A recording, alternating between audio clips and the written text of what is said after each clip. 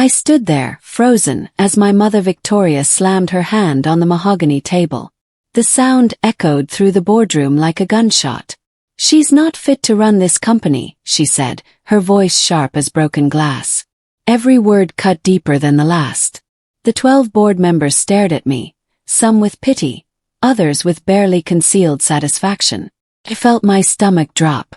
My name is Sophie, and this was the moment my world collapsed. I'd spent 15 years bleeding for this company, sacrificing weekends and holidays while everyone else lived normal lives. I'd stayed up until 3 in the morning fixing problems nobody else could solve. But none of that mattered now. My mother's eyes were cold, distant, like I was a stranger who'd wandered into the wrong meeting. Luke, my older brother, sat beside her wearing that smug smile I'd learned to hate. He hadn't worked half as hard as me, but he was getting everything. The room felt smaller suddenly, the walls pressing in. My chest tightened as the realization hit me. This wasn't just business. This was personal. She was choosing him over me, just like she always had. I walked out of that boardroom with my head high, but inside I was screaming. The hallway stretched endlessly before me, fluorescent lights humming their usual monotonous tune. My heels clicked against the polished floor, each step feeling heavier than the last. Nobody followed me. Nobody called my name. I was invisible again, just like I'd been my entire childhood. The memories came flooding back without permission. Luke getting praised for a B while I needed straight A's just to get noticed. Luke's soccer games where Mom cheered so loud her voice went hoarse, while my debate team victories went unmentioned at dinner. Luke's minor accomplishments celebrated like Olympic gold medals, while my major achievements were met with, "That's nice, dear," before she turned back to him. I told myself things would be different in the business world. Merit would matter here. Results would speak louder than favoritism. But I was wrong. So desperately wrong. The family business was supposed to be our shared legacy, built by our grandfather 50 years ago. Instead, it was Luke's inheritance and my prison. That day, something inside me broke. Or maybe it finally woke up. I wasn't going to accept this anymore. I didn't cry. I refused to give them that satisfaction. Instead, I went to my office and locked the door. My hands trembled as I pulled out every file, every report, every piece of data about our company's performance. If Mom thought I wasn't capable, I'd prove her wrong with numbers she couldn't ignore. Our revenue had been stagnant for 3 years, hovering around 8 million annually. The profit margins were shrinking, competitors were gaining ground, and nobody seemed to care. I spent that entire night analyzing everything. The coffee went cold in my cup as I discovered pattern after pattern of missed opportunities. We were losing clients to newer companies with better technology. Our marketing was stuck in 2010. Our customer service response time was embarrassingly slow. By sunrise I had a plan. It was risky, maybe even reckless, but it could work. I knew our operations manager, Patrick, had been pushing for digital transformation for years. Mom had shut him down every time, calling it unnecessary spending. But Patrick believed in innovation, and more importantly, he believed in data. I needed an ally, someone who'd help me prove my worth. The next morning, I walked into Patrick's office with my proposal. Patrick agreed to help me, but we had to be careful. If Luke found out what we were planning, he'd sabotage it before we even started. So we worked in secret, meeting early in the mornings before anyone else arrived. We identified our weakest department first. Customer service. Response times were averaging 48 hours, and complaint resolution took weeks. I proposed implementing a new ticketing system with automated responses and priority queuing. It would cost money upfront, but the efficiency gains would pay for themselves within 6 months. Patrick helped me present the idea to Mom as a minor operational upgrade that wouldn't require board approval. She barely glanced at the proposal before signing off, too focused on grooming Luke for leadership. We implemented the system within 2 weeks. Almost immediately, response times dropped to under 4 hours. Customer satisfaction scores started climbing. But before I could celebrate this small victory, Luke cornered me in the parking lot one evening. I know what you're doing, he said, his voice low and threatening. Trying to make yourself look good won't change anything. Mom's decision is final. He'd been talking to the IT department, asking questions about the new system. My stomach sank. Luke was already positioning himself to take credit. Luke moved faster than I expected. At the next board meeting, he stood up and presented his initiative to modernize customer service operations. He had charts and graphs, all based on my work, all with his name attached. I sat there stunned, as the board applauded his forward thinking. Mom beamed at him with pride I'd never seen directed at me. Patrick looked at me across the table. His jaw clenched in frustration. But I kept my face neutral, calm. Getting angry would only prove their point that I was too emotional for leadership. After the meeting, I didn't confront Luke. Instead, I went bigger. If he wanted to steal credit for small improvements, fine. I'd create something so big, so undeniable that he couldn't touch it. I'd been tracking our lost clients for months, analyzing why they left. Most had switched to competitors offering integrated supply chain solutions. We were still operating with separate vendors for everything, creating delays and communication breakdowns. I spent the next 2 weeks reaching out to our 3 biggest former clients. I offered them something Luke and Mom hadn't considered, a complete integrated solution at a competitive price. It meant negotiating with multiple vendors, restructuring our logistics, and taking on more risk. But the potential revenue was enormous. The preliminary agreements were just the beginning.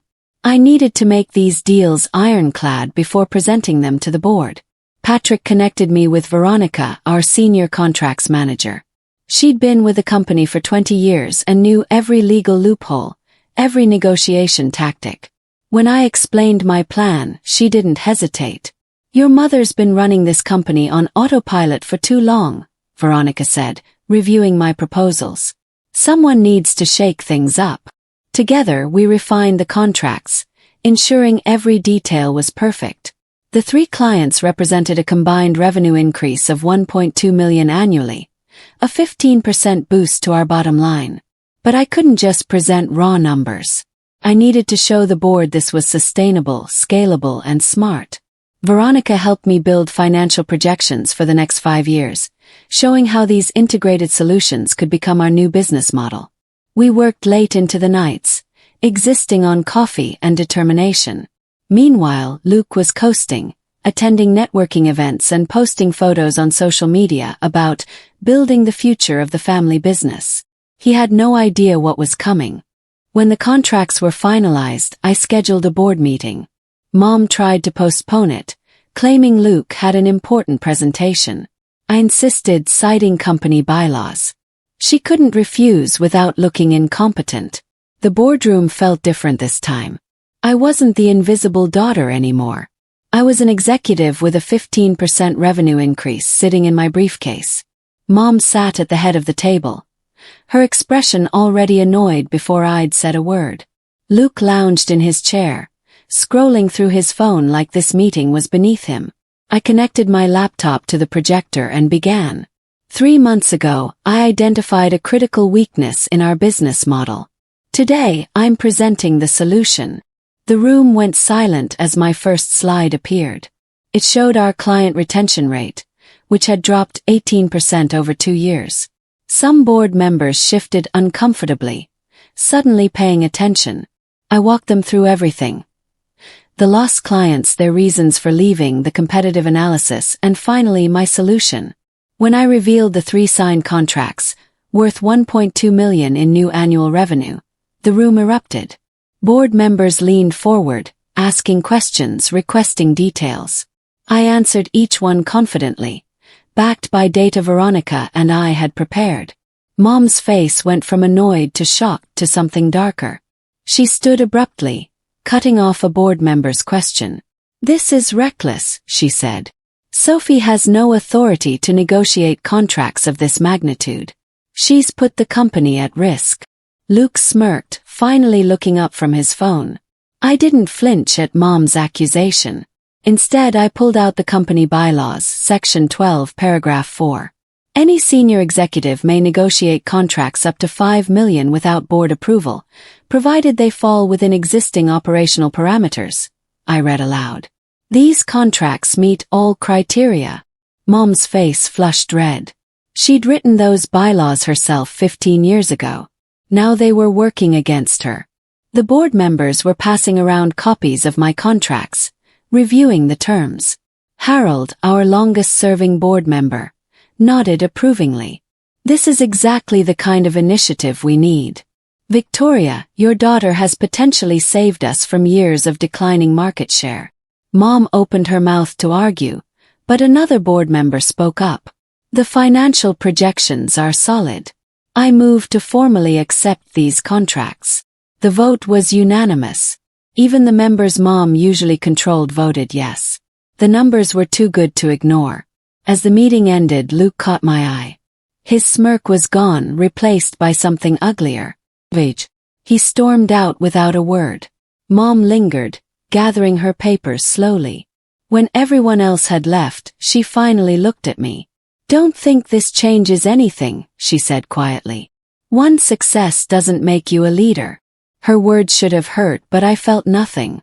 The contracts were officially signed 2 weeks later. The revenue started flowing in immediately, and the company's quarterly report showed the best numbers we'd had in 3 years. Suddenly, people were paying attention to me. Employees who'd barely acknowledged my existence started asking for my input. Department heads requested meetings to discuss their own improvement ideas. Even board members began copying me on emails, seeking my opinion on strategic decisions. But Mom remained ice cold. She'd pass me in the hallway without acknowledgement. In meetings, she'd direct questions about my projects to Luke, as if I didn't exist. Luke, for his part, had gone from smug to openly hostile. He started undermining my work in subtle ways. He'd schedule meetings during times I'd blocked off for important calls. He'd conveniently forget to include me in email chains about my own projects. He spread rumors that I was difficult to work with, that my success was just luck. Patrick warned me that Luke was actively trying to turn people against me. He's scared, Patrick said. You've proven you're more capable than him, and he knows it. The breaking point came during a strategy session. I was presenting ideas for expanding our integrated solutions model, when Luke interrupted with a false accusation about overpromising to clients. I kept my voice steady as I responded to Luke's accusation. Everything I've promised is documented and approved by our operations team. Patrick can confirm we have the capacity. Patrick nodded, pulling up the capacity reports on his tablet. But Luke wasn't done. Patrick's too close to this project. He's not being objective. I've talked to the logistics team, and they have serious concerns about meeting these deadlines. This was a lie. I'd met with the logistics team personally just 3 days ago. They were excited about the new contracts and had already begun optimizing routes. But Luke was counting on the board not knowing these details. Before I could respond, Mom spoke up. Luke raises valid concerns. Sophie, perhaps you've been too eager to prove yourself. The word stung, but I refused to show it. Instead, I pulled out my phone and called Thomas, our logistics director, putting him on speaker. Thomas, can you brief the board on your team's capacity for the new integrated contracts? Thomas's voice came through clearly. Absolutely. We've already restructured our routes and hired 2 additional coordinators. We're actually running ahead of schedule. Luke's face went pale. Mom's jaw tightened. The board members exchanged glances, and I could see some of them losing patience with Luke's obvious sabotage. After the meeting, Veronica pulled me aside. You handled that perfectly. But be careful. Veronica's warning proved prophetic. 2 weeks later, I discovered that someone had been accessing my email account after hours. The IT department confirmed unauthorized login attempts from Luke's office computer. He'd been reading my correspondence with clients, looking for anything he could use against me. I reported it to Mom, expecting her to take action. Instead, she dismissed it. Luke was probably just trying to stay informed about company business. You're being paranoid. Paranoid. The word made my blood boil. I had proof of unauthorized access, a clear violation of company policy, and she was calling me paranoid. That's when I realized nothing I did would ever be enough. Mom had already made her choice, and facts wouldn't change her mind. So I stopped trying to win her approval. Instead, I focused on building something she couldn't ignore or dismiss. I called a family meeting at Mom's house. She looked annoyed when I showed up, but Luke was there too, sitting in the living room like he owned the place. I need to discuss the company's future, I said, standing rather than sitting. The integrated solutions model is working, but we're thinking too small. I want to expand it across all our service lines. Mom scoffed. That would require massive investment. Where exactly do you plan to get funding? Smiled. I've been in talks with venture capital firms. Mom recovered quickly from her shock. You have no authority to negotiate with venture capitalists. That requires board approval and my signature. She was right technically. But I'd been careful. I haven't negotiated anything. I've simply had exploratory conversations. But they're ready to move forward if we are. I pulled out my tablet and showed them the preliminary interest letters. $5 million in funding in exchange for a 12% stake in the company. The terms were incredibly favorable, specifically because the investors had done their research. They'd seen our recent revenue growth and wanted in. This is my company, Mom said, her voice shaking with anger. I built it from nothing after your grandfather died. I won't let you sell it off piece by piece. Luke jumped in. Sophie's trying to take over. She's manipulating everyone. Kept my voice calm. I'm trying to save a company that's been stagnant for years. These contracts I brought in are just the beginning. But we need capital to scale. The venture firms see the potential. Why can't you? Mom stood up, her face flushed. Because you don't understand what this company means. You see numbers and growth projections. I see 50 years of family legacy. Her words revealed everything. This wasn't about capability. It was about control and legacy. And in her mind, that legacy belonged to Luke. The family meeting ended badly. Mom refused to even consider the venture capital option. And Luke spent the next week telling anyone who'd listen that I was trying to sell the family business. But the board had different ideas. Harold called me privately. Victoria's letting personal feelings cloud her judgment. The company needs this investment, and the board knows it. He arranged a formal board vote on whether to pursue the venture capital funding. Mom tried to block it, but she couldn't. The bylaws were clear. Any proposal affecting company growth had to be put to a vote. The night before the vote, Luke tried a different approach. He showed up at my apartment at 10 o'clock. Sophie, we need to talk, he said. His voice uncharacteristically soft. I almost didn't let him in, but curiosity won. He sat on my couch, looking more vulnerable than I'd ever seen him. I know things have been bad between us, he started. But we're family. We shouldn't be fighting like this. I waited, knowing there was more. Mom's not well, he continued. The stress is affecting her health. If you push this venture capital thing through, it might break her. It was a manipulation tactic, and not even a subtle one. If Mom's health is suffering, maybe she should step back, I replied. Luke's soft expression vanished. You're heartless. He left angry. The board vote was scheduled for Thursday morning. I arrived early, reviewing my presentation one last time. The venture capital firms had sweetened their offer after seeing our quarterly numbers. They were now proposing $6 million for the same equity stake. But when I walked into the boardroom, I knew something was wrong.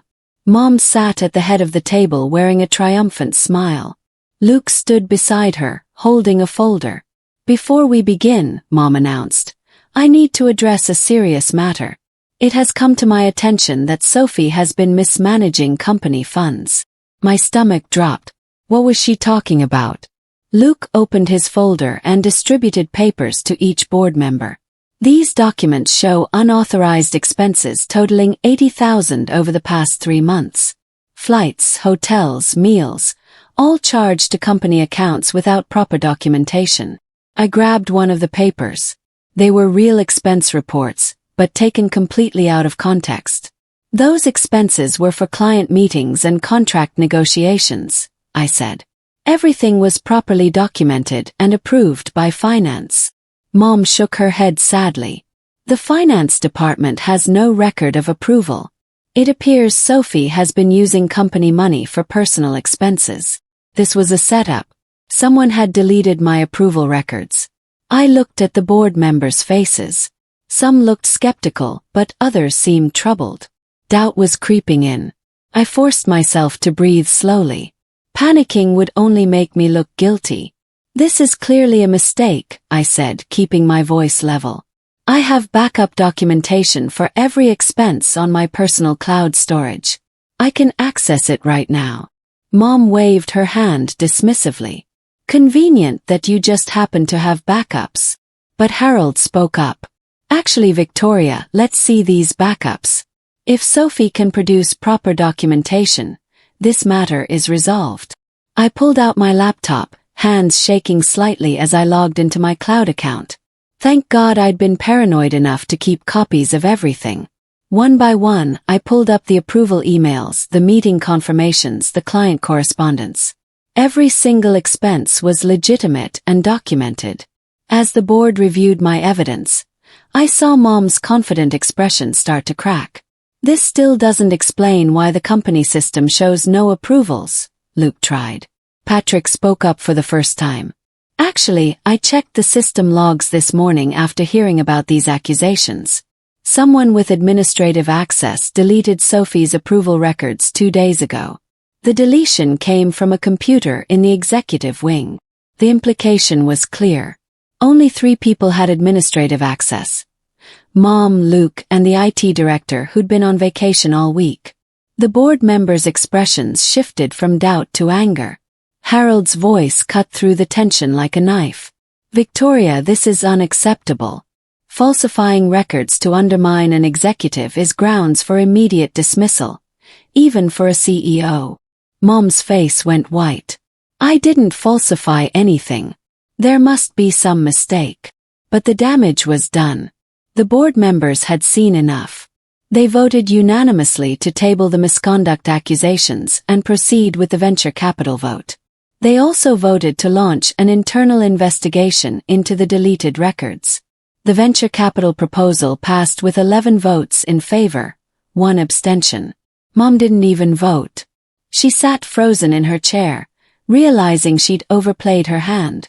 As the meeting ended, board members congratulated me on both the funding and handling the false accusations with professionalism. Luke stormed out without a word. But I felt no satisfaction, only exhaustion. Mom had actually tried to frame me for theft. Her own daughter. That's how desperate she was to keep me from succeeding. Patrick caught up with me in the hallway. You know this means war now, right? She's not going to stop. He nodded. Let her try. I have $6 million in venture capital funding and a board that just saw her try to sabotage me. The words felt powerful, but inside I was breaking. This was my mother. When had she started hating me this much? The venture capital funding came through within 3 weeks. $6 million deposited into the company account, ready to fuel our expansion. I immediately got to work implementing the integrated solutions model across all service lines. We hired 15 new employees, upgraded our technology infrastructure, and began aggressive marketing to former clients. The results were immediate and dramatic. Within 2 months, we'd signed contracts with 8 major clients. Revenue projections showed we'd increase annual income by 35% by year's end. The board was ecstatic. But Mom was spiraling. She started showing up late to meetings, sometimes not at all. When she did attend, she'd contradict herself and make decisions that didn't align with company strategy. Luke tried to cover for her, but it was obvious to everyone that she was losing control. Harold approached me privately. The board is concerned about Victoria's leadership. We're considering asking her to step down as CEO and transition to a chairman role. My heart should have leapt at this news. Instead, I felt a deep sadness. Despite everything, despite her cruelty and favoritism, she was still my mother. Give her a chance to resign gracefully, I said. Don't force her out. Harold nodded. You're more generous than she deserves. But I wasn't being generous. I was being strategic. If the board forced Mom out, she'd blame me forever. Mom didn't resign gracefully. When Harold approached her privately about stepping down, she exploded. She called an emergency board meeting and demanded they vote to remove me from the company entirely. Sophie has poisoned this board against me, she declared, her voice shaking.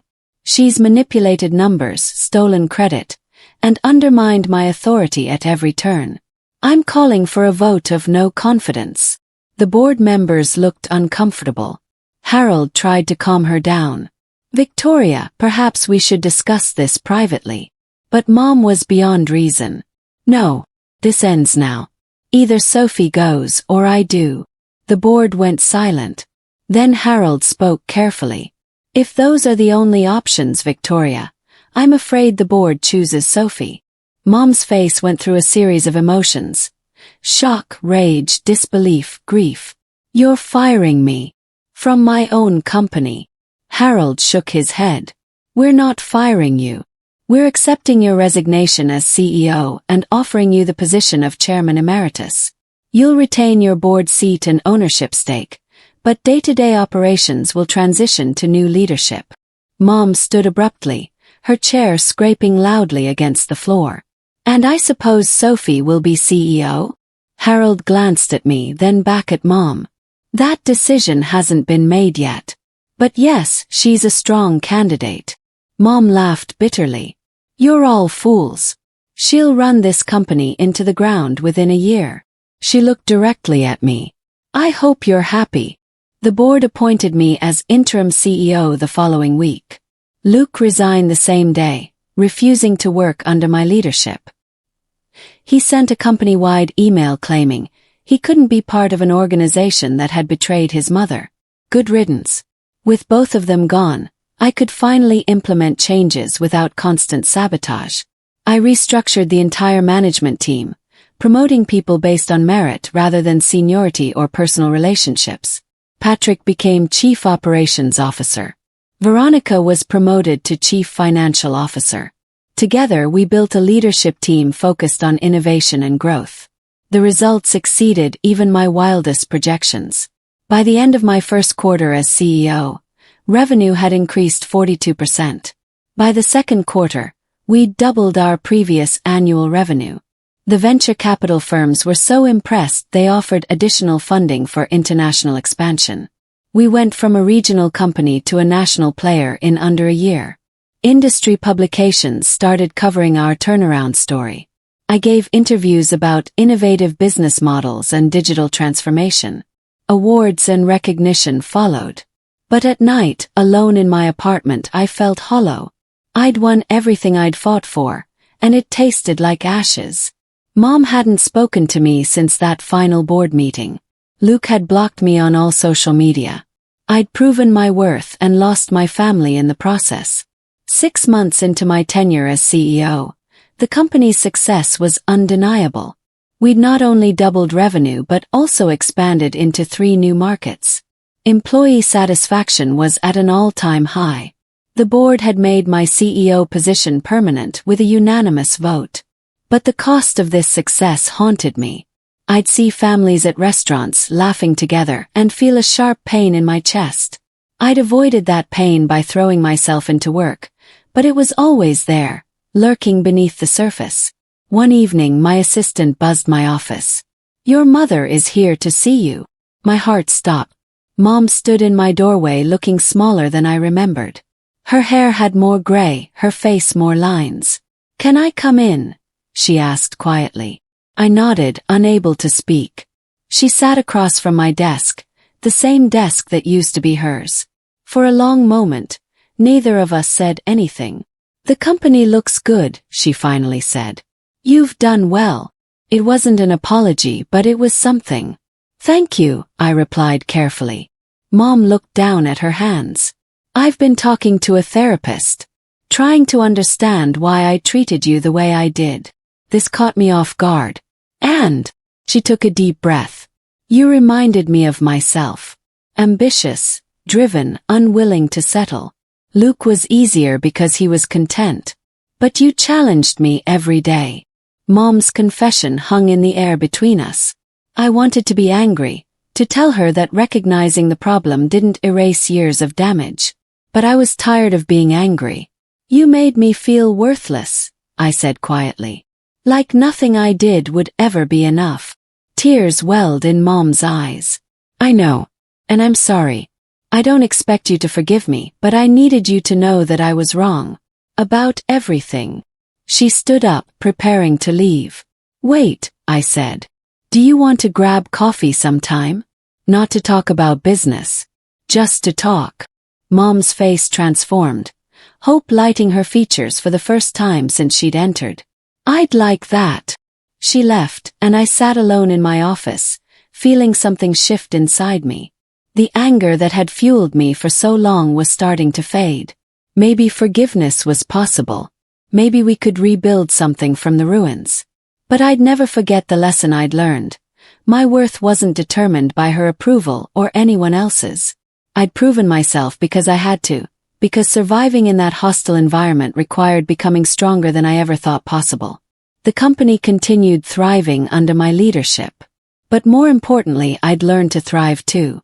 Not just as a CEO, but as a person who finally understood her own value. That understanding would carry me forward no matter what came next. Luke reached out 2 months after Mom's visit. His message was short. Can we talk? We met at a neutral location, a coffee shop neither of us had been to before. He looked different, less arrogant, more uncertain. I've been doing a lot of thinking, Luke started. About how I treated you, about the business, about everything. I waited, letting him continue. I was scared, he admitted. Mom always expected me to take over, but I knew I wasn't good enough. You were always smarter, harder working, more capable. I spent so much energy trying to undermine you because I knew if it came down to merit, you'd win every time. His honesty surprised me. So why are you telling me this now? Luke smiled sadly. Because Mom's therapist suggested family therapy, and she asked if I'd be willing to participate. Said yes. I want to try to fix what we broke if you're willing. I thought about the years of sabotage, the stolen credit, the lies. But I also thought about Mom's visit, about the possibility of healing. I'm willing to try, I said. But it won't be easy. Luke nodded. I know. But you're my sister. That should have mattered more than business ever did. We started family therapy the following week. It was painful, bringing up old wounds and confronting hard truths. But slowly, carefully, we began rebuilding what we'd lost. A year after taking over as CEO, I stood before the board presenting our annual report. Revenue had increased 115% from the previous year. We'd opened offices in 4 new cities. Employee retention was 93%, the highest in our industry. The venture capital firms had already seen returns that exceeded their projections. Mom attended the meeting as chairman emeritus. When I finished presenting, she stood and started clapping. The rest of the board joined her. I was wrong, Mom said to the room. I told this board a year ago that my daughter wasn't fit to run this company.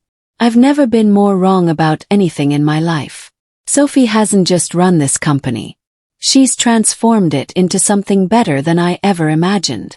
Her words meant more than any award or recognition ever could. After the meeting, Harold pulled me aside. You've done something remarkable here, Sophie. Not just with a business, but with your family. That takes a special kind of strength. He was right. It had taken strength, but not the kind I'd expected. Not the strength to fight or prove myself, but the strength to forgive. The strength to rebuild broken relationships while maintaining the boundaries I needed. The strength to succeed without letting success define me. That evening I had dinner with Mom and Luke. We laughed for the first time in years, sharing stories about life.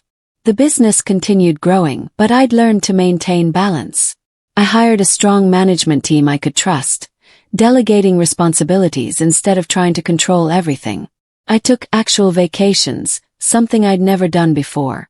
I started dating again, Meeting someone who respected my ambition but also reminded me there was life outside boardrooms and quarterly reports.